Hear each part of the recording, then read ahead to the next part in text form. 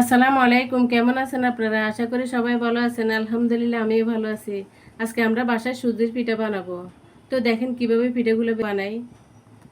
সুজির পিঠা বানানোর জন্য নিয়ে নিলাম 4টা ডিম, 1 কাপ ময়দা, 1 কাপ সুজি, 1 কাপ চিনি, স্বাদ মতো লবণ, বেকিং সোডা আর সামান্য একটু ঘি।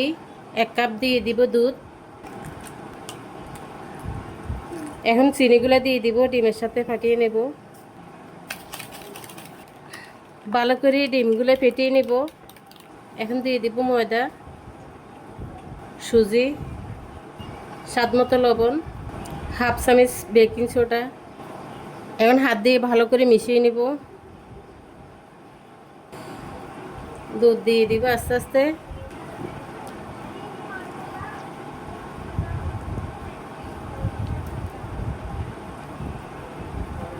ব্যাটারটা রেডি হয়ে গেছে। এখন 1 ঘন্টার জন্য রেস্টে রেখে দিব। ফিরে আসলাম 1 ঘন্টা পর। আমার ডোটা রেডি হয়ে গেছে। হাতের তালুতে একটু ঘি মেখে নিব।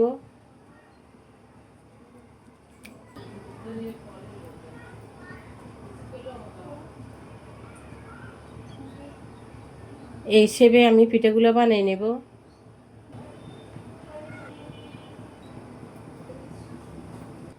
এভাবে সবগুলো পিঠা বানিয়ে নেব। পিঠাগুলো একটু উল্টে দিব। পিঠাগুলো হয়ে গেছে, তুলে নিব। এই দুর্দান্ত স্বাদের পিঠাগুলো একদিন বাসায় ট্রাই করে দেখবেন। খেতে এগুলো অনেক মজা। হয়ে গেছে পিঠাগুলা। সবাই ভালো থাকেন, সুস্থ থাকেন। আল্লাহ হাফেজ।